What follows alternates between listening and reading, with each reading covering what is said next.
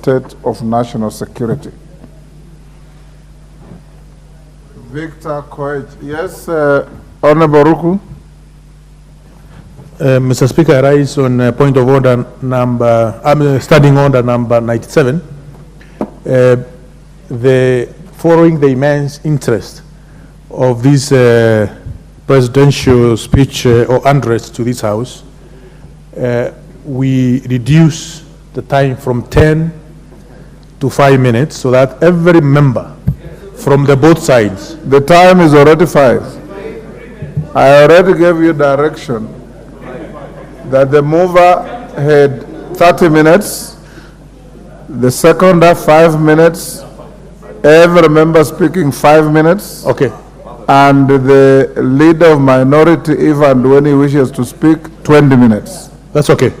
Thank you. The following members will also have 10 minutes each if they wish to speak.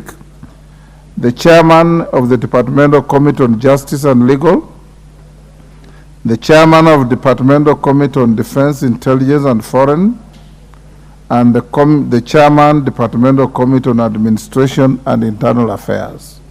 Those three, if they speak, will be given 10 minutes each. Member for Chepalungu. And the chairman of? Thank you. He's a stranger to the standing orders of this House.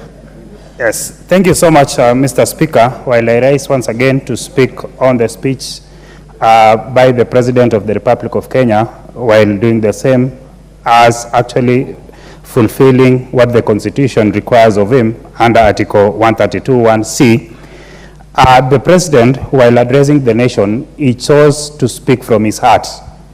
He actually spoke about the issues touching on common mwananchi. This is a president who knows what the Kenyan wants out of him. The president deliberately chose not to continue with the culture of borrowing. The president talked about the subsidy, and he deliberately chose to go to the way of doing subsidy in production. While doing the same, we as a country have realized that the fertilizer prices have now come down by a margin of 4,000 in a record 1 year. In so doing, the production of maize has increased by almost 80%. This is in line with bringing the level of anger that our people have been facing for so long.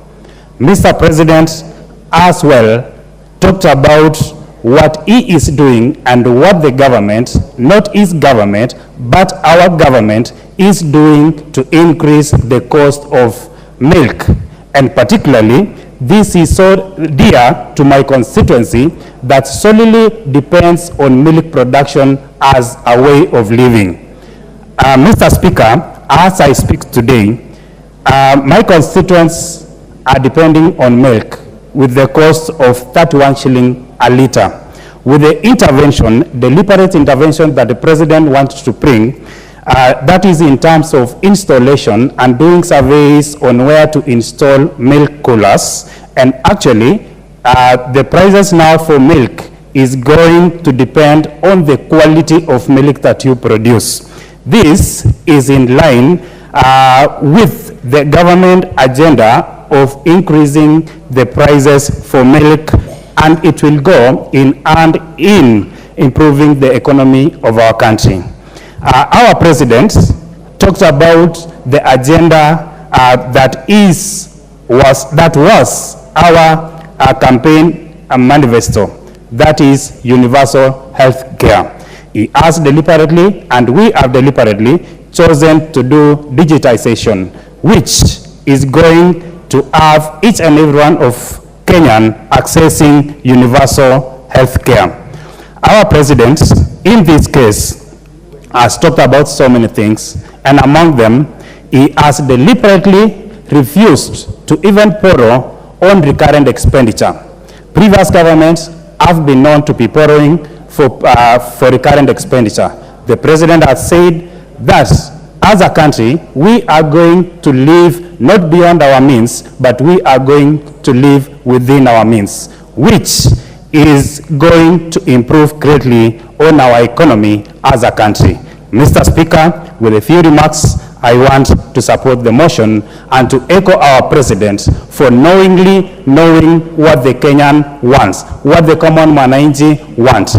This is in line with the talk. There is a pastor in Mombasa who said there is a period between giving a promise and a period in which you deliver the promise. The period in between delivering a promise and giving a promise is called wait. The president has told us that our government, within the shortest time possible, is going to work on the manifesto, and upon recovery of our economy, our roads are going to be constructed. We are going to get better electricity accessibility. We are going to get better accessibility to water, to clean water. Thank you, Mr. Speaker, and I support the motion.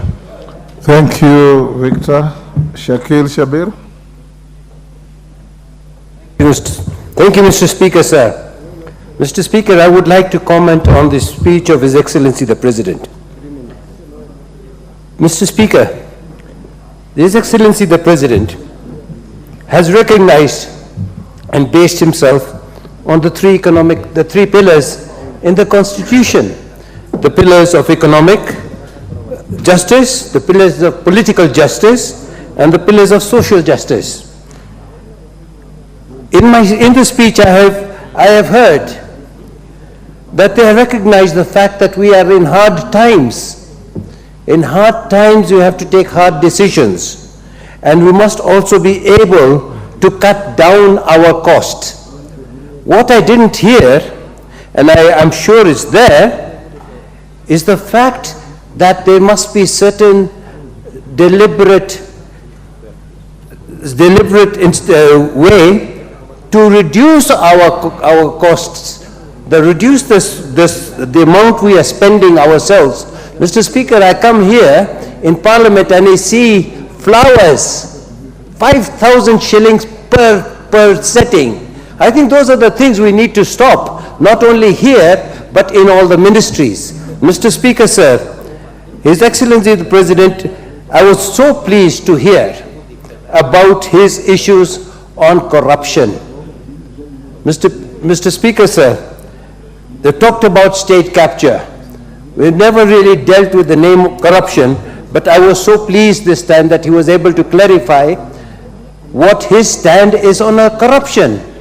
And if the executive will of corruption is there, Mr. Speaker, sir, we are going to deal with this. We will be able to sort out many of the issues of corruption. I was most pleased about his instruction or request, not instruction, request, that the conflict of interest bill be passed quickly. Mr. Speaker, sir, as you understand, that the rain started beating us very much when under the Moi regime, or was it the earlier regime, civil servants were allowed to trade, were allowed to have businesses, and no matter what we tried, the executive was never going to listen to us. Now I think if I don't want to... That was not in the Moi regime, it was in the Kenyatta one. I apologize, sir. And I did say I think maybe the earlier one, the Kenyatta regime. And I think that has gone on and on. At this moment in time, you're finding the Procurement Act. You're finding so many of these things. The budgeted corruption that takes place is over 80% of the corruption that we have. So I am very pleased in the President's remarks that he is going to take swift action. And easy matatu, I am quite agreed with the matatu if he says that. If mambo matatu, Nina agree. If the issue is that they are going to take them to Uhuru Park and hang those guys who have been involved in grand corruption, I support. But I think the issue here is, the fact of the issue is that our poor are getting poorer. Economic justice here is not being dealt in the proper manner. And I plead with the President and his team to make sure that we start cutting the cost from the rich, the top, and the poor get benefit. Right now, Mr. Speaker, sir, the poor pay more for unga in the slums. They pay more for water. They pay more for everything. So that is economic injustice. And I feel that is very much the thing. I agree with the majority leader, and I definitely agree with the president. Subsidization is not the way out. It is just digging a hole even further to go down. I'd like to say that this is the sort of thing that we need to do. Mr. President, sir, the debt office must be made independent. Let us make the debt office autonomous so they're not being monitored by others. And finally, Mr. Speaker, sir, I suggest that us members of Parliament should fly economy when we are going anywhere on our visits abroad, like the British are doing, like the Americans are doing, not business class, which is 5 times more than the economy class. Thank you, Mr. Speaker, sir, for giving me that time. Doris Donya.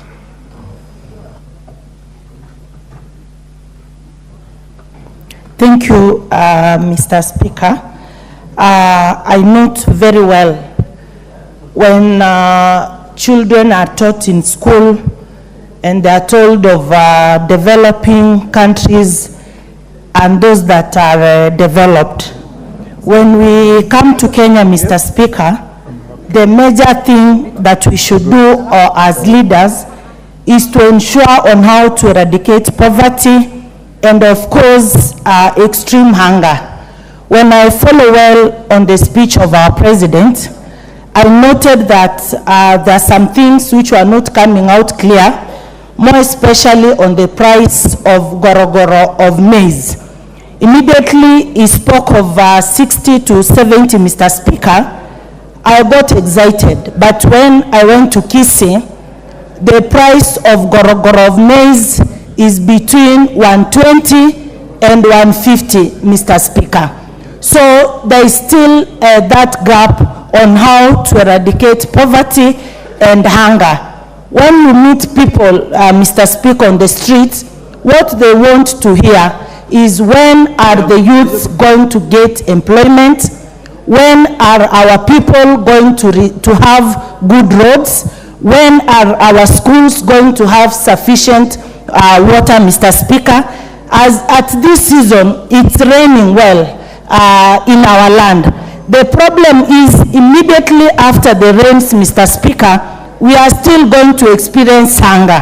What I suggest is if we could have the Ministry of Water coming up with ways in which we can harvest this water so that during the drought season, our people benefit. Apart from prices of unga going down, Mr. Speaker, we have people like the Maasai community who rely on meat and milk. So it should not be perceived that when the prices of gorogoro of maize have gone down, which have not gone down, we have solved the problem of poverty and hunger, Mr. Speaker. So many people are crying, even the JSS students, Mr. Speaker. We've not gotten clear measures on how our children are going back to school with good number of teachers. At least the ratio should be well so that we have good participation of student and teacher. Yes, we are improving on the environment. What we saw yesterday, Mr. Speaker, the president has been talking of on how to mitigate and reduce expenditure. Mr. Speaker, we used to have scouts in our schools. I remember when I was in Kaplong Girls, we could plant trees, visit the sick in hospital. If this thing of planting trees can be taken back to our learners, they are taught, it is made a daily routine, we can save and have a better Kenya. Thank you, Mr. Speaker. Thank you, Doris. John Waweru Dagoretti, South. Mr. Speaker, I thank you. And I'll start by congratulating the Parliament for organizing such a good afternoon for the State of the Nation address, with yourself on the chair, Mr. Speaker, being the main host. And I also want to congratulate His Excellency the President, not only for honoring his duty and doing what is required to by the Constitution, but actually boldly and candidly venturing into the business of letting the country know where exactly we are. Mr. Speaker, the President was not shy to let us know that we are actually working in very difficult situations. Difficult situations at home and abroad. Difficult situations that are exacerbated by the conditions of drought that has prevailed, Mr. Speaker, for several years ahead of these rains that we're experiencing today. Mr. Speaker, the situation globally is also affecting the economy of this country, with wars all over, supply chains interruptions, and the situation in which that the situation with which this government came to office, and what they found, Mr. Speaker. Mr. Speaker, with all this as the lay of the land, His Excellency the President said that he is not here to excuse any failure. He tackled the issues head on, Mr. Speaker. And one most amazing thing about the presentation of the State of the Nation is the style with which the President did it. His Excellency the President, ahead of his speech, took time to call numerous Kenyans across the nation to have a candid one-on-one discussion, Mr. Speaker, so that this speech was in essence what the people in the street would call a collabo between the President and his people, reporting what the situation on the ground is verbatim, Mr. Speaker. Mr. Speaker, I'll take a few moments to just observe some of the sentiments that the President put across on a very critical sector, Mr. Speaker. The sector that is the digital economy. Mr. Speaker, the President took time to report on the project called the Digital Superhighway, Mr. Speaker, where the government is intending to roll out 100,000 kilometers of fiber, around 25,000 Wi-Fi hotspots around the country, around 1,450 digital innovation hubs, meaning that if this project takes off, in every single ward of this country, there shall be a digital innovation hub, Mr. Speaker. And Mr. Speaker, the Honorable Doris Donya, in her contribution, did ask, where will the jobs come from, Mr. Speaker? And I ought to report here, Mr. Speaker, that with the few digital innovation hubs that have been installed around the country, the results are almost immediate, Mr. Speaker. You shall go to a digital hub that is in Nakuru, and you shall find that every month this digital hub is returning earnings of over 6 million Kenya shillings that is being earned by young Kenyans who are working around the clock, getting digital jobs from international companies, Mr. Speaker, earning in dollars.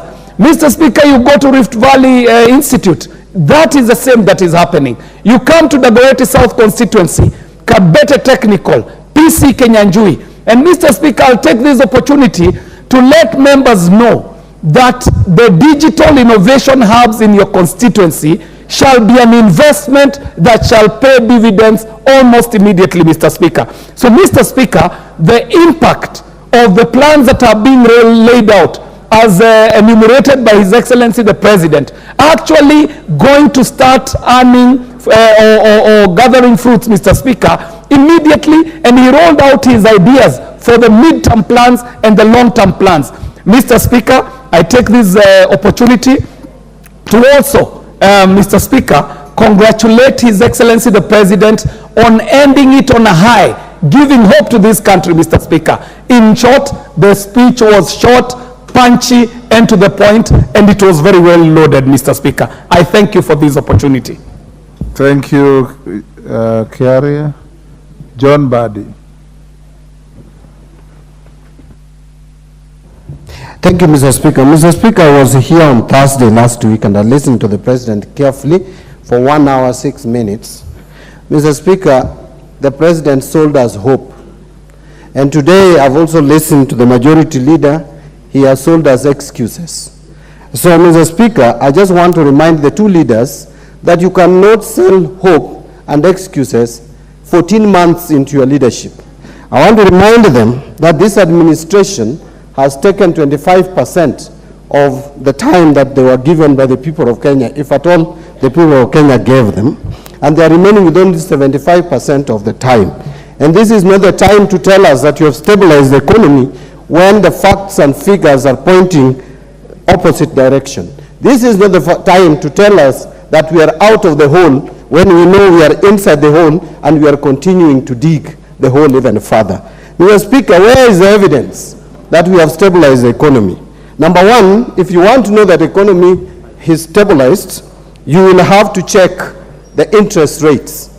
The interest rates, Mr. Speaker, on government premium instruments like treasury bills and bonds are in the region of 16 and 18%, signaling that our banks would definitely and certainly charge around 24%. That is not an economy that has been stabilized. Mr. Speaker, our shilling is on a free fall, we know it. And no matter how many excuses you give us about it, we deserve answers to that. Mr. Speaker, the other issue that we need to look at is inflation down. The answer is no. Actually, the only inflation that has gone down is food-led inflation. But non-food item inflation is biting this country and biting it hard. And starting with the prices of fuel products, yes, we know there are challenges in the global economy. There are challenges in the Middle East, which again you were told, Mr. Speaker, during the times of campaigns, but that time we were saying our prices of fuels have nothing to do with the problems that we are facing in Ukraine and the rest. I don't want to go that direction because we have talked about it a lot of times. But there are solutions to the price of fuel that we could use to reduce at least the price of fuel to under 200 shillings. And that is, this was not the right time to increase taxation on fuel products or petroleum products. It was done, Mr. Speaker, against the advice of all economists, leading economists in this country. Mr. Speaker, if I was the president, the first thing I would do would be to fire all my economic advisors and economic team and get fresh ones with fresh minds to advise me appropriately.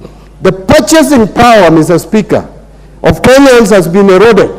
And therefore you are telling Kenyans that they are better off.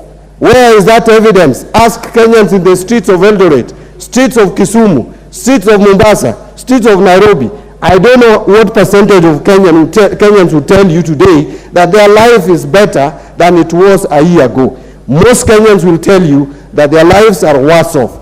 You cannot, when the economy is not doing well, you cannot increase or change taxation policy to the disadvantage of consumers. You cannot increase taxation when when people are struggling. And therefore, where we are, you have affected the purchasing power. When you affect the purchasing power by reducing people's disposable income, what is the net effect? The net effect is reduced demand for goods and services. What is therefore again the net effect of that? Low production. What is the net effect of that? Unemployment. And therefore, how are you helping the economy? Mr. Speaker, you cannot claim that you are fighting corruption when your own senior officers are using government resources to hire 8 choppers to a single fundraiser in the village. You are asking all your ministers, cabinet secretaries, on a day, Monday, you buy seedlings for 10,000 and you hire a chopper for 1 million to go and plant the trees. What kind of austerity measure is that? Mr. Speaker, I want to conclude by saying that Kenya is in a drip. If at all we were talking of Kenya being in ICU before the last election, it is now in a drip and we are just surviving by the grace of God. We are praying that somehow some miracle happens that Kenya survives. At this rate, with this administration.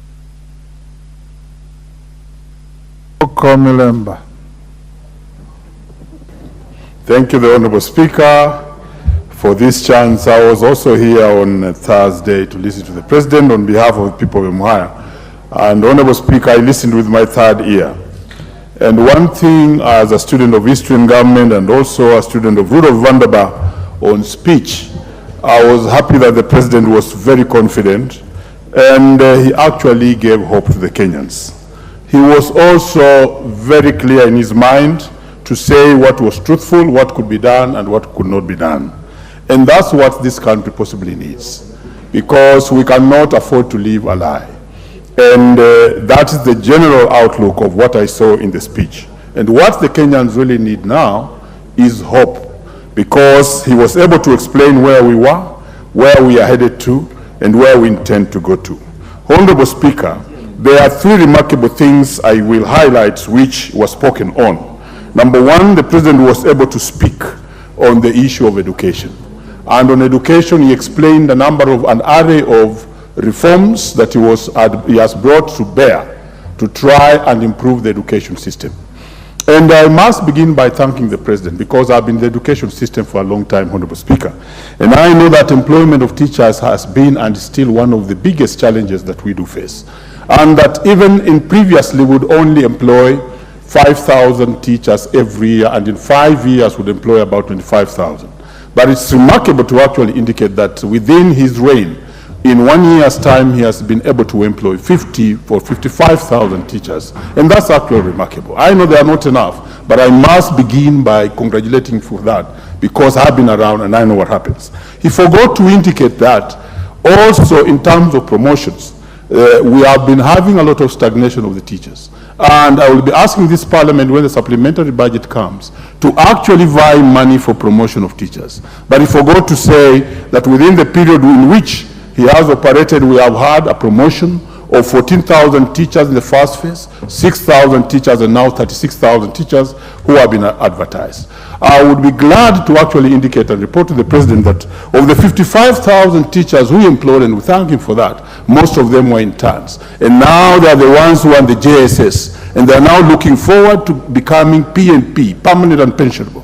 Honorable Speaker, I was in Bomet over the weekend, and most of them are crying out that after the 1 year internship program, they should be confirmed as PNP. I'll be asking this House to support the President by actually vying money to make all those intern teachers who are in our JSS and other parts of the schools to become PNP.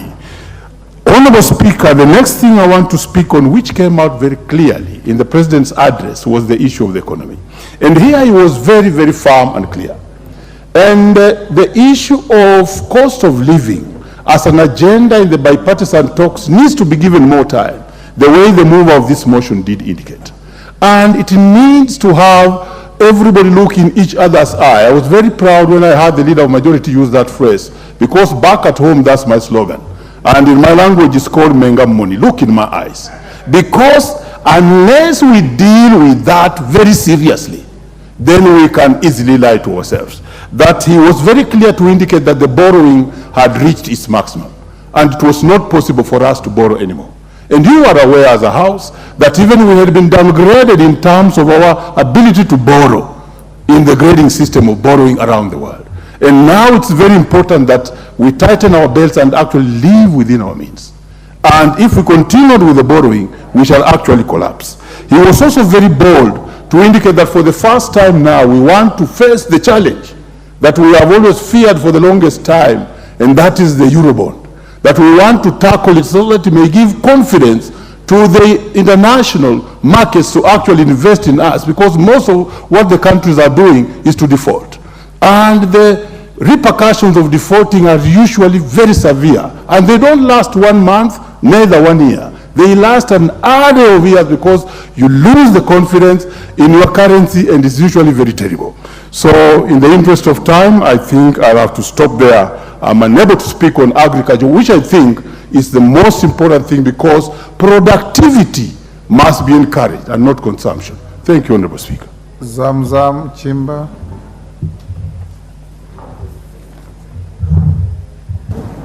Asante sana Mheshimiwa Spika, na mimi nikiweza kuchangia katika hotuba aliyotoa Rais hivi karibuni. Mheshimiwa Spika, na najua hali ziko ngumu sana katika taifa letu, lakini ningependa kumwelezea Mheshimiwa Rais kuwa wale wanaokushauri wawe wako na uwazi na wewe. Si vizuri hapa tukiona wabunge wanampigia upatu wakati ambapo wanajua kuna matatizo. Mheshimiwa Spika, kiongozi mzuri ni yule anapenda kuambiwa hapa kuna shida, hapa uko sawa.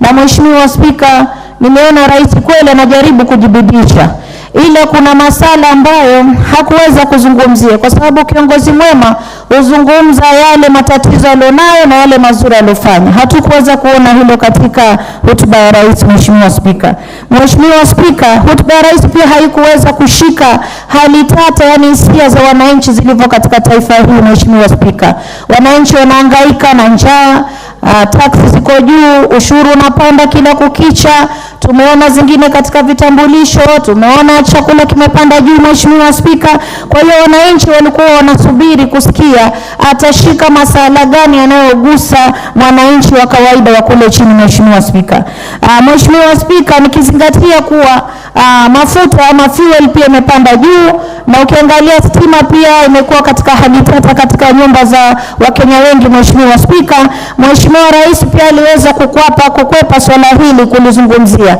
na mimi nataka kumwelezea kuwa rais ndio unajaribu, lakini nafikiri unawashauri ambao hawakushauri vizuri. Mheshimiwa Spika, inakuwa aibu kwa kiongozi wa taifa kuweza kutangaza kuwa sasa mvua El Nino haitokuwepo, kisha siweze kuwa na mipango ya kukabili El Nino, alafu sasa tuanze kuona mvua inanyesha. Hii sio kuwa ni hoja ya rais mwenyewe, aliweza kuwa advice kuwa hii haitokuwa. Na ndio maana nasema huenda yeye ana nia nzuri na Wakenya, lakini wale waliomzingira wanaompa advice hawamuelezee vizuri. Na ndio maana mimi nataka nielezee wabunge wenzangu, msiwe watu wa kupiga ngoma tu, mapiga ngoma mkicheza hamjui muziki waenda vipi. Ni lazima hapa, hili ni bunge la uwazi, kuelezana ukweli. Tuweze kumwambia rais hapa umefanya, hapa kumepunguka, hapa jibidishe. Huo ndio mjadala ambao unafaa unaendelea katika bunge hili. Mheshimiwa Spika, lakini tukiwa watu wa kusema kuwa tukupongeza wakati ambapo kule nje mambo si sawa, hata yeye mwenyewe anapokaa anajua kweli hawa wabunge wangu hawanipendi. Msifikiri kuwa rais hana akili, ana akili zake na anajua na anaangalia. Anatamani hata siku moja mbunge ambao yuko upande wake aweze kumwelezea ukweli kuwa Mheshimiwa Rais, hapa airport kuna shida iko hivi. Mheshimiwa Rais, wananchi wanalia mafuta ya mapanda, hawana chakula. Tunaweza tukafanya namna gani? Na kiongozi mzuri ni yule ambaye kama hali ziko hali mbaya katika taifa, Mheshimiwa Spika, anaangalia, asifanye mambo 1000 kwa wakati mmoja. Achague jambo moja ambalo linaweza kugusa mwananchi likainua uchumi, aweze kufocus na jambo moja, aweze kulitenda kwa ubora zaidi, kisha mengine yatafuatia polepole. Lakini Mheshimiwa Spika, ukimwangalia rais amezingirwa barabara, amezingirwa miundo msingi, amezingirwa agriculture, sijui ataka kufanya mambo 50 kwa wakati mmoja, wakati ambapo uchumi hauko sawa. Na ndio maana mimi kama mama Mombasa sio kuwa nachukia, hapana, nampenda tena sana, lakini nitakuwa mwazi kwake kusema kuwa hali si sawa kule mashinani, na wala asiwasikize hawa wabunge wanaompigia kengele na ngoma. Asikize huku sisi tunamwelezea mambo halisi yaliyoko kwenye kule mazingara ya wananchi kule chini. Mheshimiwa Spika, sisi mpaka wakati huu tumekubali huyu ndio rais, na sisi tunataka kusonga mbele kama Wakenya kwa sauti moja. Na vile tumekubali, tunasema asidanganywe hapa na hawa wabunge kumpigia ngoma, ni kuzuri, tunakusifu. Hapana. Kama mama Mombasa, mimi nakwambia rais, hata hawa walimu 59,000 ambao umeajiri, nataka kukwambia ukweli kuwa Mombasa County tulipata walimu 6 peke yake kwa walimu 56,000. Katika hizi za wifi 25,000, mimi nataka kumwelezea rais, Mombasa imekuja 2 peke yake. Kwa hiyo kama anapenda ugatuzi kama alivyosema, pengine wale wanaomshauri hawamwambii vizuri. Na mimi kama mama Mombasa County napenda kumwambia kuwa ajibidishe, akazane, lakini asidanganye na hawa waheshimiwa wengine. Asante sana. Mama, what is your point of order, KJ?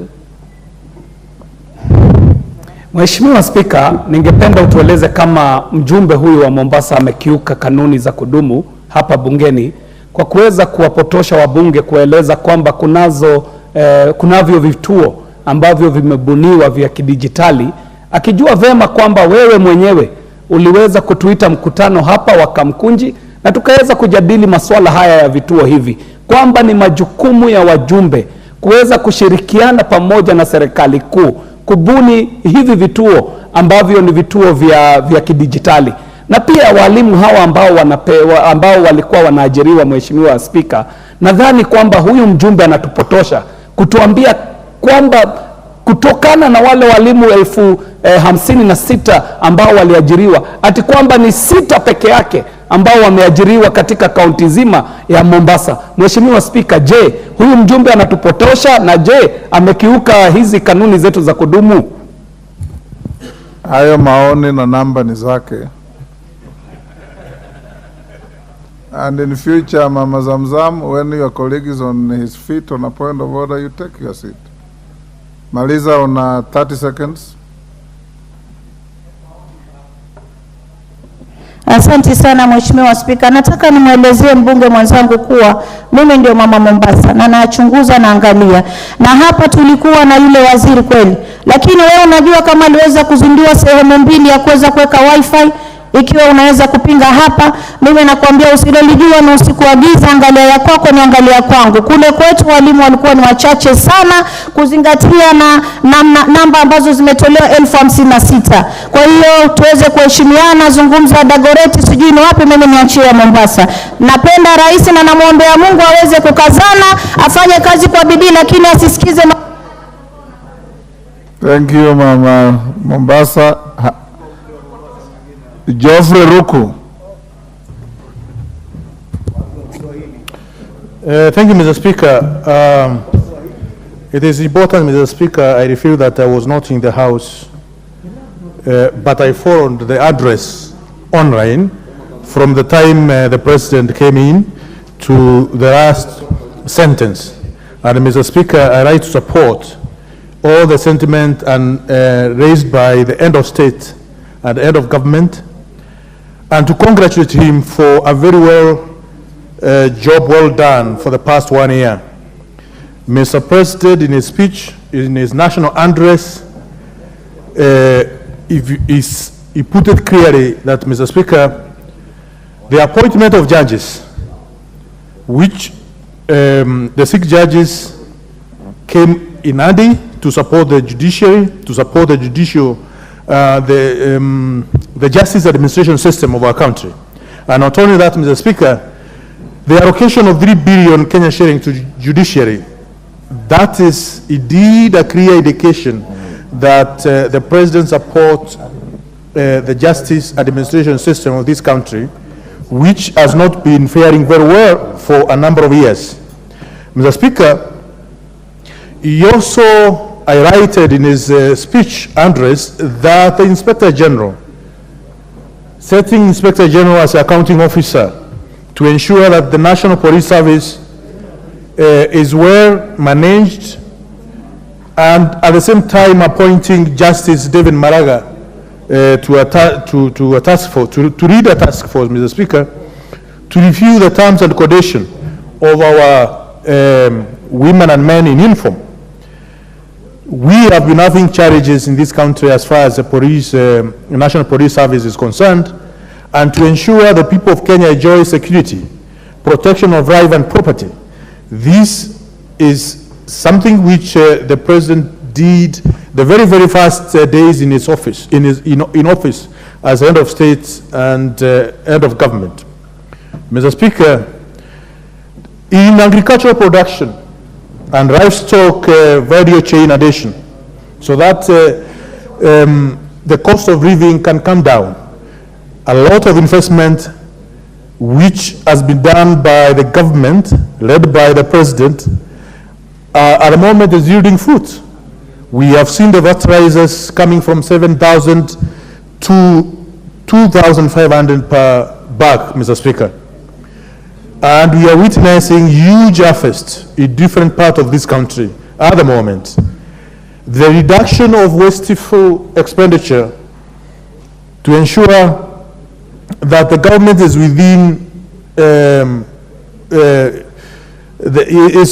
is controlling the expenditure. You remember in a speech and what the president has done to ensure no government officer can spend more than 7 days outside this country, and any unnecessary expenditure in our offices, in public service offices, has been cut down, Mr. Speaker.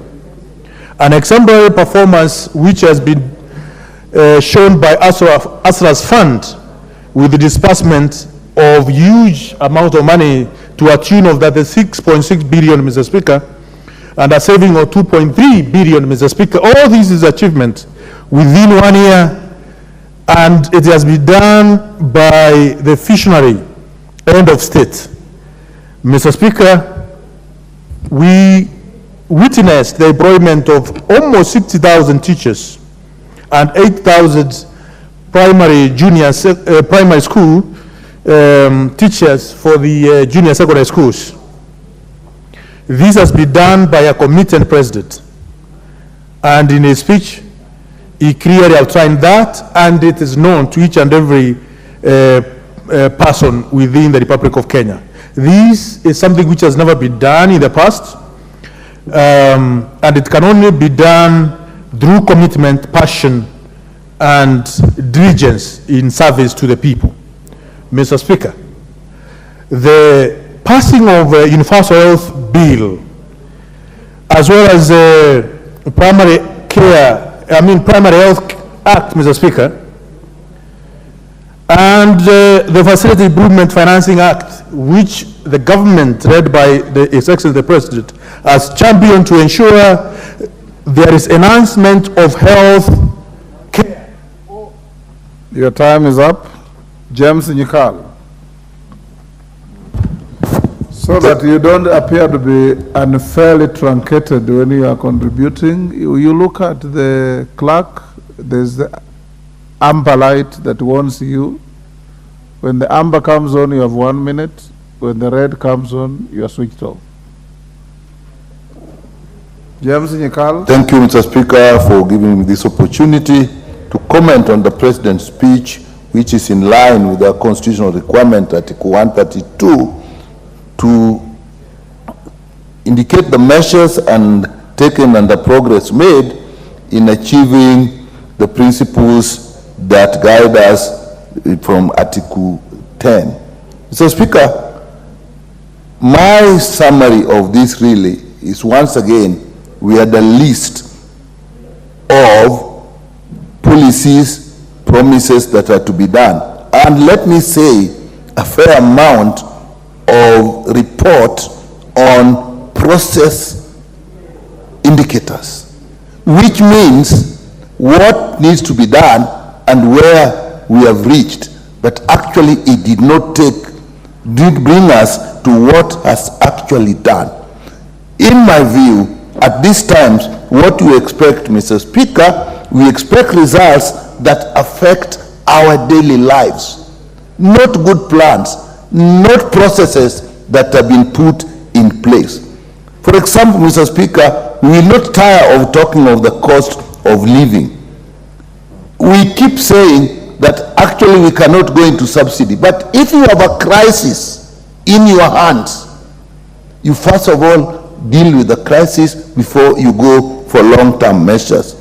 We keep saying, for example, that the cost of fuel cannot be touched because it is a consumption subsidy. I'll never be convinced, Mr. Speaker, nobody can, that a subsidy in cost of fuel is consumption. There is no single mover of economy like fuel. So in my view, subsidy on fuel may be a better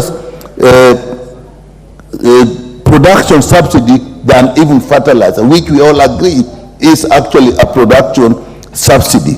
And when we say the cost of fuel is probably a problem that arising from other events in the world, why are there differences within the region? As Mr. Speaker, the cost of fuel has about 5 levies and a heavy VAT tax on it. Those are things that we can handle. So I was expecting that at least that one we will take care of. Mr. Speaker, when we talk of in the area of education, We had good indications, primary education funding, primary university educations, but up to now, really, we are just starting to see the fees being paid, and there are still a lot of students who are in universities and their fees have yet to be paid. When we talk of universal health coverage, we have changed laws. Changing laws is not the same as actually getting results, and I'm worried, Mr. Speaker, even the laws we have changed have opened ourselves to a lot of activity from the private sector. We literally may hand over the processes to the private sector. I'm not so sure we'll get much there. Mr. Speaker, when we are talking of even social protection, we have changed the structure. A member mentioned NSSF. I don't know whether we are aware here that in our new arrangement, there are actually 2 tiers of NSSF payment which are being made by employees, where tier 1, which is a small proportion, actually is what NSSF is going to manage, while tier 2, which is a bigger proportion, is actually going to the private sector. So, Mr. Speaker, I remain worried, because we are talking more processes, more policies, but we are not getting to the point of saying this is what we have achieved is affecting your life today. We talk of 11 landing beaches that have actually, in Kisumu County alone, there are 35 landing beaches. What is 11 for the whole country?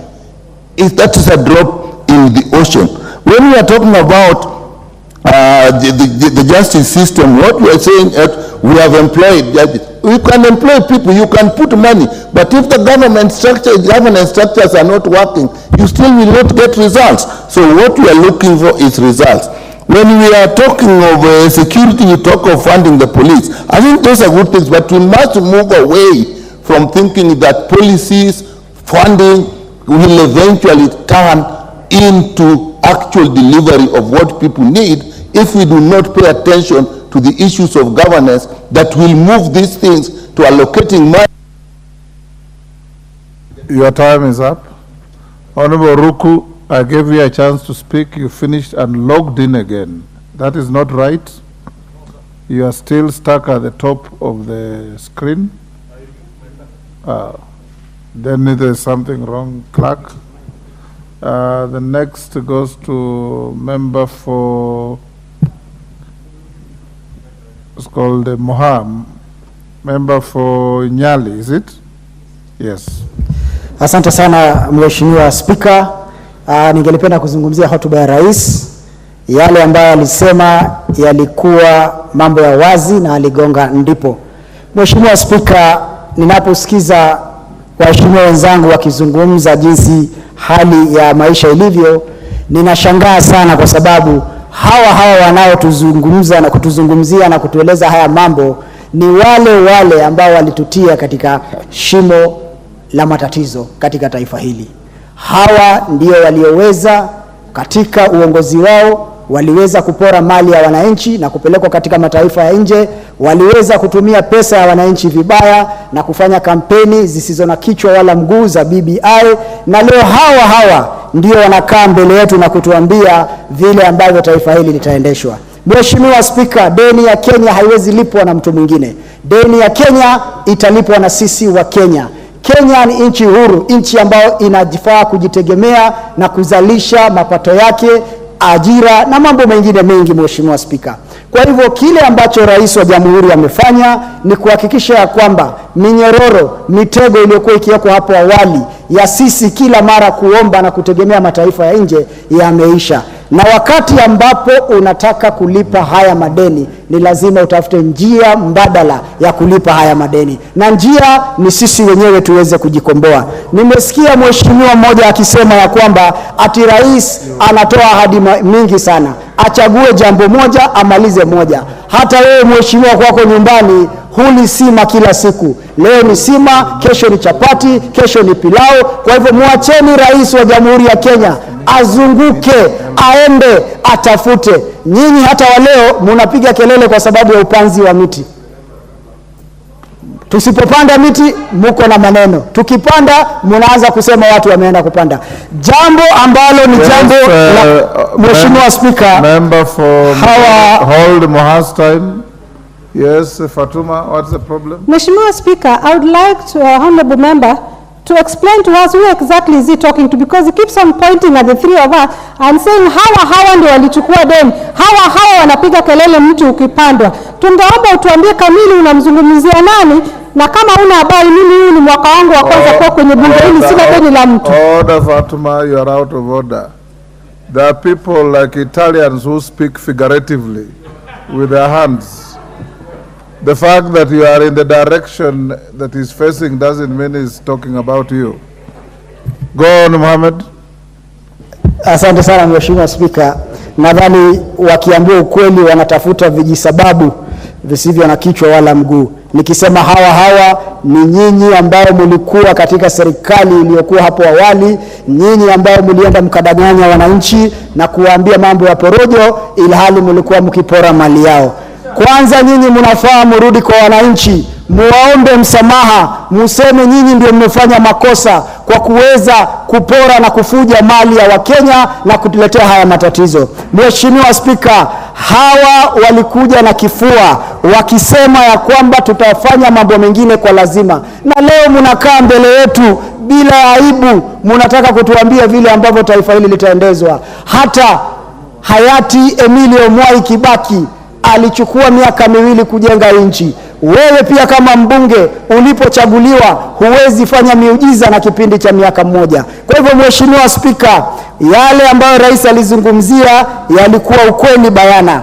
Alizungumzia masuala ya elimu, akazungumzia masuala ya ukulima, akazungumzia pia masuala ya deni ya Eurobond. Na dawa ya deni ni kulipa. Na usidanganywe na mtu yoyote. Sisi wa Kenya ndio tutalipa hiyo deni, sisi wa Kenya ndio tutasukuma hii gari mpaka tufike mahala ambapo patakuwa sawa kwa kila Mkenya. Asante sana Mheshimiwa Spika. Member for Kapchai.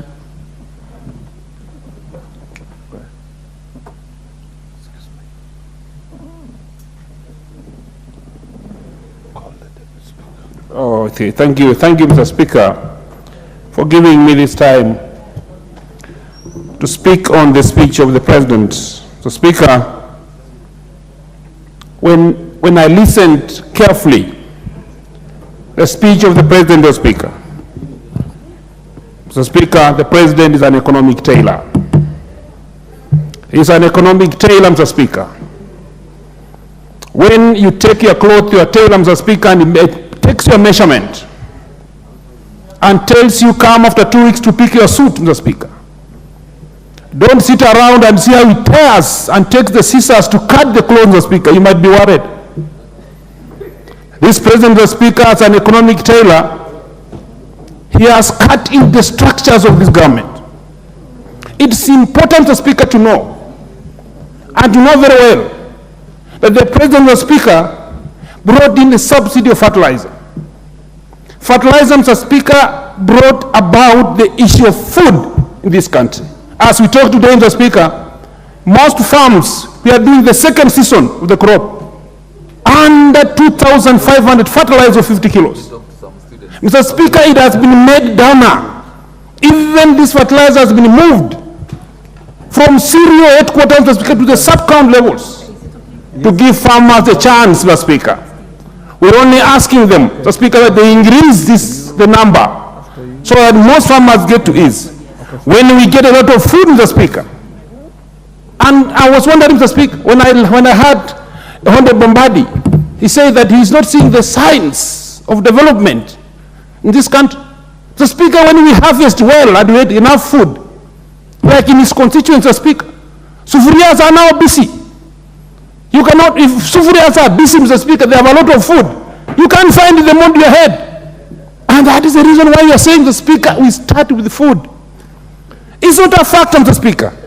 It depends also with the school you went through. We have something called the Kepner and Toka principle of assessing the degree of danger. And then you start from where? In your house, Mr. Speaker. If today a dog comes to bite your leg, and 2, your vehicle starts rolling downwards because you left it on a free gear, and at the same time your house catches fire, and inside your house is a child who is sleeping. It's upon you, Mr. Speaker, to start making the difference. It's you to make a decision What do you start with? That's called the Kepner and Toker principle of the degree of danger. You will first start with the house that is burning. Take out the child as the dog bites your leg because you can go to see the doctor. So, Speaker, the President has chosen on what to start with, and the first is food. If we stabilize the food factor, so Speaker, Madam Speaker, this country is getting somewhere. Two, Madam Speaker, infrastructure to the sensitive areas of this country. We need better roads, Mr. Speaker, to go inside to get where food is produced, agro-based zones, where we can get fresh milk from the farms straight and quickly, 2 hours, back to static time, to reach the centers and cooling centers. That's what we need, Mr. Speaker, in this country. We need roads that can feed in to get some of these perishable foods from inner parts of this country to come to the markets. That is what the President is focusing on. So, Speaker, I want also to say something, that the national dialogue, that due to the magnanimity of the President, due to his magnanimity, Madam Speaker, he chose that we come together and talk. We expect fruits from this dialogue. We also want to know, Mr. Speaker, that we are not doing things at futility. When it will come to this house, Madam Speaker, let us work on it and see how better we can make it. Madam Speaker, I cannot finish if I cannot mention that the President and the First Lady are a praying family. A praying family, it makes a praying nation. And if we pray together, Mr. Speaker, and we work hard, Madam Speaker, this Kenya is getting somewhere. Thank you, Madam Speaker. Well done. Okay, the Honorable Member for Kilifi South, Honorable Ken Chonga. Thank you, Madam Speaker, for this opportunity. I stand to express the feelings and the wishes of many Kenyans as far as this speech is concerned. And Madam Speaker, let me take a cue from Honorable Zamzam when she said that when we debate some of these speeches, we need to understand that we are here for the interest of the Kenyans. And honestly, the way you will present our debates will impress on Kenyans on what they feel about it.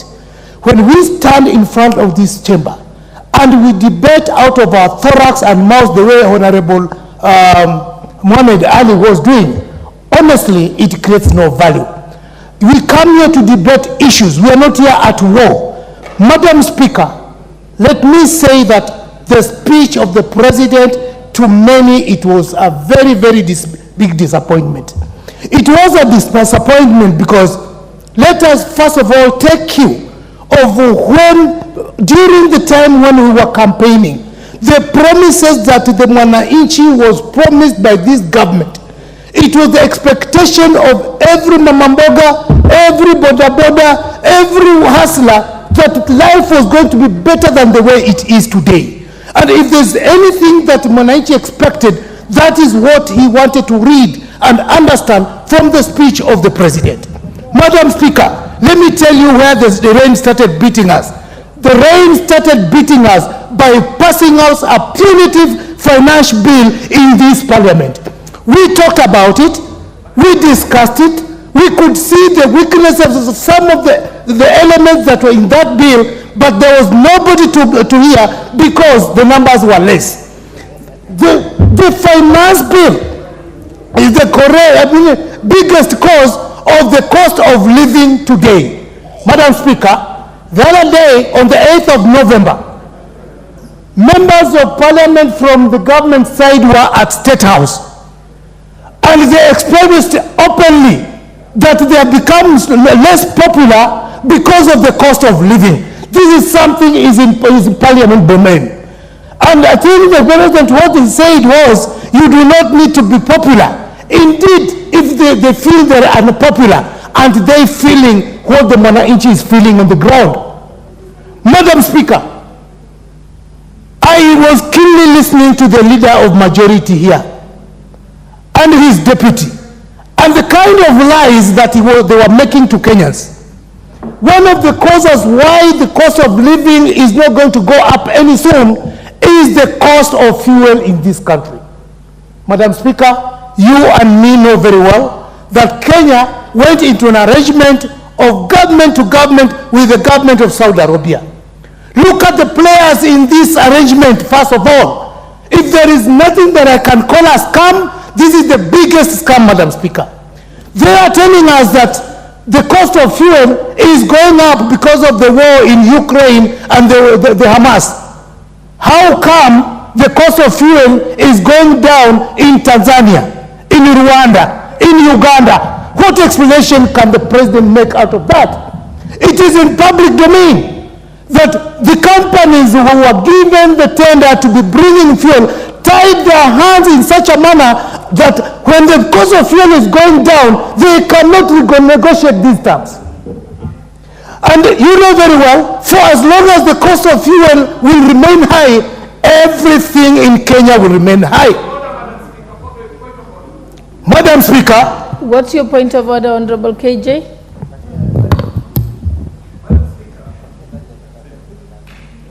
Madam Speaker, as emotive and as misinformed as the Honorable Chonga might be, is it in order for him to say that we are speaking lies here or the president is speaking lies? To the best of my knowledge, Madam Speaker, this is very unparliamentary language that goes against even our standing orders, Madam Speaker. So I think it is in order that the honorable member withdraws that statement on the issue of lies. It is unparliamentary language. He needs to withdraw and apologize, Madam Speaker. Honorable Chonga, if you make a allegation. Madam Speaker, if you heard me very well, there is nothing that I called a lie. Maybe I should use a different language for KJ to understand what I'm talking about. What did you say exactly? What I'm saying, Madam Speaker, is as the government or as the leader of majority has just put it here, that the cost of fuel in Kenya is going up just because there is war between Israel and Hamas. Why couldn't he go a step further and explain to the parliament why the cost of fuel in Tanzania, Rwanda, Uganda is going down? Simple. And if you did not understand it, for the Honorable Chonga, it is not your place to decide what a member says. You say your view and let the member say their view. Thank you. I stand guided, Madam Speaker. Madam Speaker, I know my time is up. But I just want to make this submission, and if you'll allow me, because KJ has taken almost 1 minute of mine, I want us to come to the realization that the mwananchi is actually suffering. As much as we are fixing the agriculture sector and many other sectors, we need to know how the cost of living can come down. And if we play around with this matter, I refer back to what Pastor Mackenzie said, Kitawaramba. This government is in place because of the people who put this government in place where it is. It is the same people who are complaining about how life has become so unbearable. Conclude, Honorable Member. Give you an extra minute. Thank you. Thank you, Madam Speaker. So conclude. I'm concluding. Madam Speaker, with that realization that we are where we are because of the promises that we gave to the mwananchi, be you on the opposition or on the government side, the feeling of the people on the ground is the same. Langu mimi Kiswahili nataka kusema, tusingojee kiwarambe. If we insist that everything is correct and yet everything is going wrong, then kuramba tutarambwa. Asante, Madam Speaker. The Honorable Member for Narok West, Honorable Gabriel Tongoi. What is your point of order, Leader of Majority? Honorable Speaker, thank you, Honorable Speaker. I came running from the office. So if I pant, Honorable Speaker, it's because I came running. You know, I'm a stickler to the rules and procedures of the House. And I was listening as Honorable Ken Chonga made his contribution and challenged on a point of order by the Honorable KJ. He asserted that he had not used the term lies. Honorable Speaker, we must be a house that adheres to our own rules and procedures, because the Honorable Ken Chonga asserted that the kind of lies being said to us by the leader of majority and his deputy. And Honorable Speaker, there is something called statement of fact. Honorable Ken Chonga has been in this house long enough to know our rules. Therefore, he cannot, on the basis of a point of order raised by Honorable KJ, assert that he did not use the term lies. He actually stated that the kind of lies being told to us, and we are not speaking to Ken Chonga, we are speaking to the country, and we are not telling lies. That language is unparliamentary. We must not allow the Honorable Ken Chonga to get away with it. Because we are degrading the dignity of this house by allowing members to utter careless statements without substantiating, without giving facts. Give us a statement of fact. What is it that the leader of majority said or his deputy said that was untrue? Honorable members do not tell lies. The honorable member for Kilifi North cannot be telling lies. You had He's an honorable member of parliament. Chonga, let him finish prosecuting. Honorable Speaker, I want to ask Honorable Speaker if the Honorable Ken Chonga will not apologize and withdraw that term, Honorable Speaker. I want to move, Honorable Speaker, on standing order number 107, 108, that I ask you, if the Honorable Ken Chonga does not apologize and withdraw, that you find him to be grossly disorderly, and I shall be moving to name him Honorable Speaker, because we must restore the dignity of this House, Honorable Speaker. As I contributed, I asked all of us to be patriotic enough and to be leaders. There are things you can say in funerals, there are things you can say in rallies, but you cannot say in such an honorable House, Honorable Speaker. And I know it is exciting for those who are who are politicians and not leaders to want to say things that will excite the masses, Honorable Speaker. Honorable Speaker, if you can also protect me from the member for Busia, and I keep teaching our Honorable Speaker, allow me to keep guiding the Honorable member for Busia. When you find what I'm saying is unpalatable, you went to school to be able to stand in your position, articulate your issues. Don't shout from your seat. You can shout from markets in Busia, but not in this house. Honorable Speaker, this house we articulate, we debate. It is a debating chamber, not a shouting chamber. I know it's common to shout in some places in Busia, but not in this house. Honorable Speaker, I would beg that you do require Honorable Chonga to withdraw and apologize. Failure to which, Honorable Speaker, we shall be moving to name him. Honorable Chonga, I have just been able to substantiate from the confirm from the clerk that you did in fact say that the kind of lies by the leader of majority and the deputy, and went on to allege I've checked that with them. So I'll just bring to your attention standing order number 91, responsibility for statement of fact. The member shall be responsible for the accuracy of any facts which they are alleged to be true and may be required to substantiate. Again, when you are informed that you had made those remarks, you said that it was not in fact true. And now it's been confirmed by the Hansard that it was. And then, and if you do not convince me, then I will move to standing order number 107 and finding you liable for disorderly conduct. I'll give you a minute to respond to that.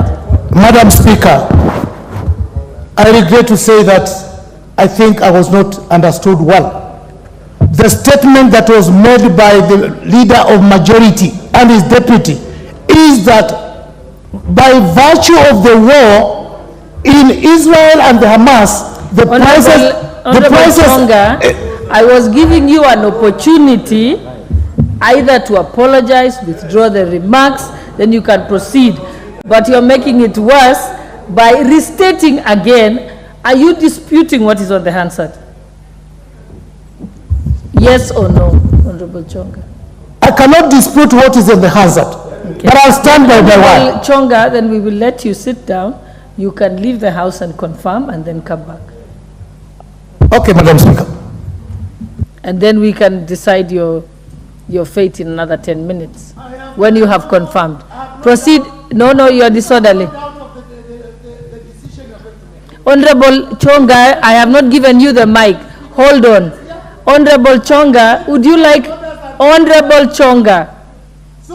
Honorable Chonga. Honorable Chonga, you did not have the mic and you proceeded to speak. Then you will just be held that you keep away from the House for the next 2 sittings. Let us proceed. The Honorable I think it was member for Nakuru. It was the Honorable member for Narok West. Yes. Thank you, Madam Speaker. And I want to thank you for giving me this opportunity. He has not begun, then you can make your point of order. Let him make. To contribute to the President's speech. Madam Speaker, I was in this House when the President was addressing to the nation, and in fact seated where I'm seated today.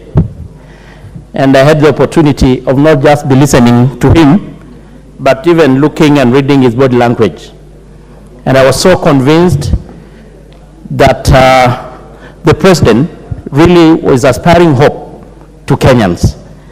And the President really gave a history and a journey that Kenya has walked since he took over in less than a year, in almost a year ago.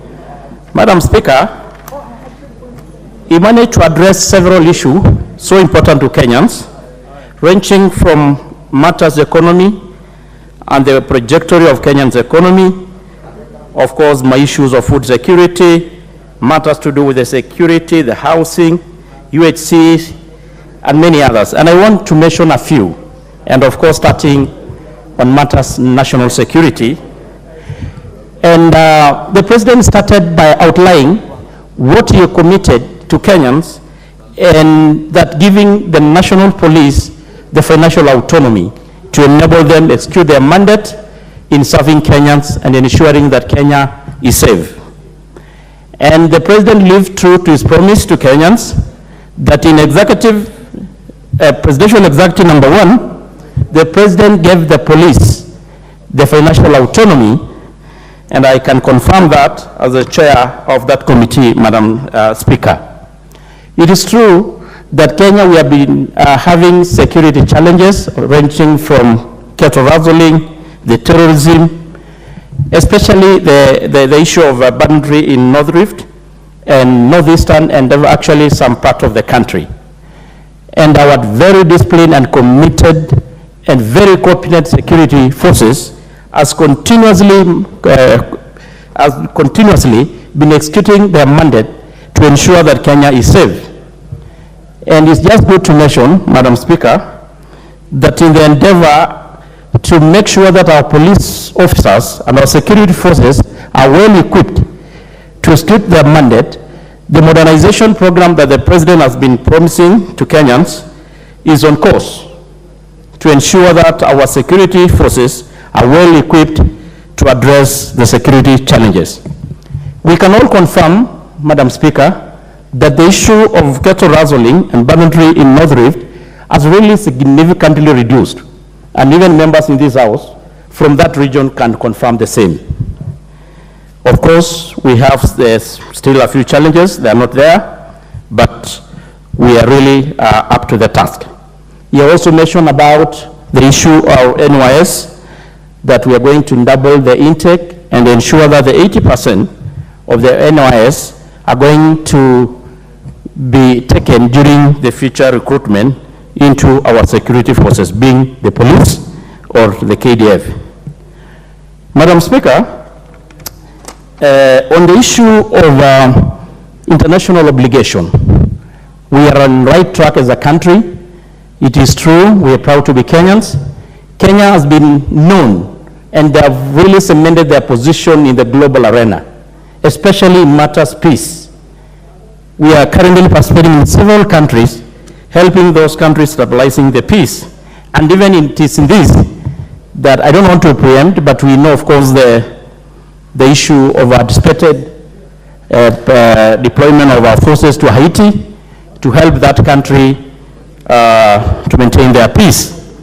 Madam Speaker, on the issue of food security, the President was able to really put it in clear terms what the Kenya Kwanza has managed to do starting from subsidy on fertilizers, which has enabled the produce, the food, which has really enabled, Madam Speaker, the harvest to double in less than a year. You has talked about issues to do with the provision, reducing the post-harvest by provision of the dryers, and I'm proud they talked about the first consignment is just on, it will be in the country in a short, maybe in a week or two. Madam Speaker, on the issues of UHC, we know that this House passed a bill to include the issue of Health Facility Improvement Fund, which will be able to ring-fence the funds that generally generated by health facilities to enable them, make sure that the funds are used to improve the facilities, and of course continue to make sure that our health facilities give the services, needed much services to Kenyans. And it is going to be a game changer, Madam Speaker. We know in communities where we come from, what really has continuously affected communities, at times even causing them to lose, even sell their property to include land, is the very high bills from the hospitals because of lack of cover, insurance cover. It's going to be a thing of the past once this program is rolled. And it is a big achievement, and it is a commitment and a promise that the President has really lived up to. Madam Speaker, on the issue of housing, and of course here seated right on my right hand is the chair, we have really made a progress, a very big progress on the same. There are a lot of housing units coming all over the country, and I'm sure it is in a due course, Kenyans are going to live in dignified manner. Madam Speaker, the other issue that I want really to talk about is the issue of the economy. And more importantly, the issue of the Eurobond, a debt that has continuously been a concern to Kenyans. It's true, as been reported by majority and members who have spoken ahead of us, we were in a hole. When the Kenya Kwanza government took over, we know the kind of burden, the kind of debts that are really on our shoulders. And we're so proud because the President had committed and promised the country that we are going to live to the obligation, and we are going to be able to be in a position to clear the debt, the 300 billion that is going to be due in due course. And it's something that, of course, it has been a concern to the country.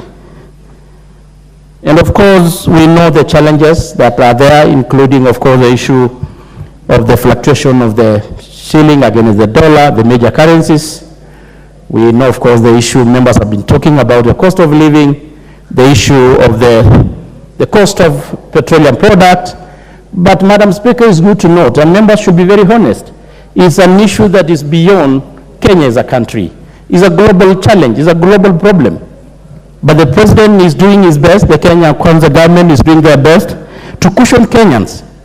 Subsidy is never, Madam Speaker, a solution to it. And I think the President made it very clear. The right thing to do is to do subsidy to the production, not consumption. And that is exactly what they're doing. We had a government to government, Madam Speaker, is a mechanism and a means of trying to lower the cost of petroleum product. And if the President did not take the intervention, I'm sure we could be talking of a different story now. Madam Speaker, of importance, also the President talked about our continuous role to honor our international obligation as a country, and he went further to illustrate the several international security missions that Kenya forces are undertaking currently and even in the past. And it's something we are proud as Kenyan to, Madam Speaker, to mention that as a country, we had continuously making Kenya proud. So, Madam Speaker, to me, I think the President was able really to you know, not really mincing his own word, he shared a picture of a promising future. He managed to share a picture of a right trajectory, a country which is on the right path to prosperity. The challenges are going to be there, but we will surmount, Madam Speaker. We have the right captain steering the ship, and we are going in the right direction, Madam Speaker. So I want to say that the President managed really to talk on matters that affected Kenya, on the issue, of course, of the Asla Fund. He really mentioned, we were so surprised that he had the connection to even the Asla in the village. There down, the tuk-tuk rider, who talked in their own words on how the Asla Fund had managed to transform their lives. So, Madam Speaker, we have a president, we have a captain, and we are proud to be Kenyan. Thank you, Madam Speaker. Thank you. And before I call the next, the Honorable Esther Passaris, member for Nairobi County, someone just asked, what did Honorable Ken Chonga do? For the avoidance of doubt, I asked him to leave under Standing Order 107A, which states that a member commits an act of gross disorderly conduct if the member defies a ruling or direction of the Speaker, declines to explain or retract use of unparliamentary words, and declines to offer apology despite being ordered to do so. And you saw that I severally requested Honorable Chonga to do so, and then demonstrates or makes disruptive utterances against, despite being asked not to do so. And you saw that even without the mic, he continued. So it's on that basis, because the standing order is quite clear, that the Speaker may call upon the member whose conduct is grossly disorderly to withdraw immediately from the presence of the Assembly for a minimum of 5 days and a maximum of 28 days. So he has to keep away from the presence of Parliament for 2 days. 5 days. Just wait. Just trying to quote that. I said 2 days. Just wait. Minimum of 5 days.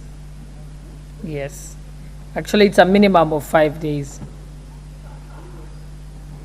So unfortunately, he has a minimum of 5 days. Let us proceed. The Honourable Member for Nairobi County.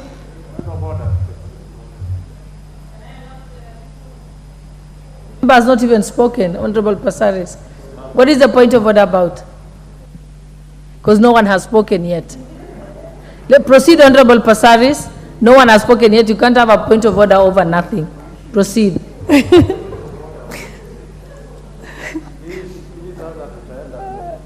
Thank you, Honourable Kibagendi. Sorry, I was referring to a decision I'd already made, so it's not a new matter. Proceed, Honourable Passaris. Thank you, Madam Speaker. Thank you, Madam Speaker.